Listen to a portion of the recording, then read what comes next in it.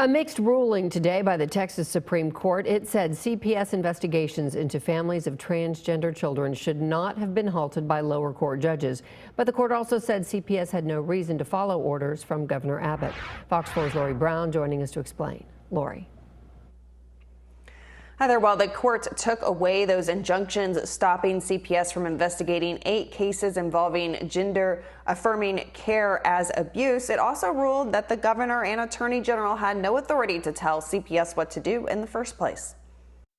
Amber Brigel, a Denton mother with a transgender son, told us the initial news out of the Texas Supreme Court felt unsettling. She became the target of CPS investigators after Governor Abbott directed the agency to investigate all cases of gender-affirming care as abuse. But Brigel's attorney told us the ruling should actually cause CPS to drop its investigation of her. The top-level headlines that everybody has seen gave them PTSD, to say the least.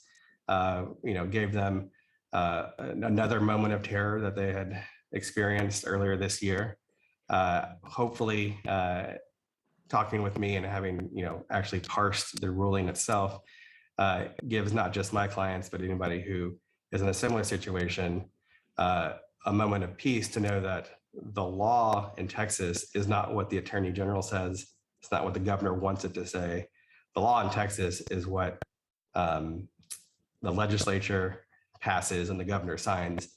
Another attorney not connected to Brigel's case agrees. What the Supreme Court has done now is said you don't have to follow the governor's directive. It's his opinion. While the court did rule there should no longer be injunctions protecting families like the Brigels, attorney Ian Pittman says based on Texas law, all of the investigations that focus solely on gender-affirming care like Brigel's should be closed. I have reached out to the investigator and supervisor in that case, and I have not heard back from them about whether or not that case is still on pause. It should be closed.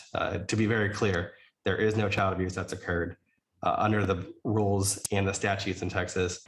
SMU clinical law professor Eric Cedillo says Friday's ruling should return CPS back to how it operated before the attorney general and governor stepped in. They're putting the onus, I think, on the agency to make that determination, which has always been the case. For example, a complaint based solely on a child receiving gender-affirming care would not be investigated unless there were additional factors, such as that care going against a child's wishes. There's always that possibility that a parent could be doing something theoretically wrong and pushing a child to go too far if the child isn't ready. But these situations are taken into consideration with medical doctors. The attorneys we spoke with say if CPS does not move forward with dropping the investigations it opened as a result of the governor's directive, there will be lawsuits challenging CPS's policy.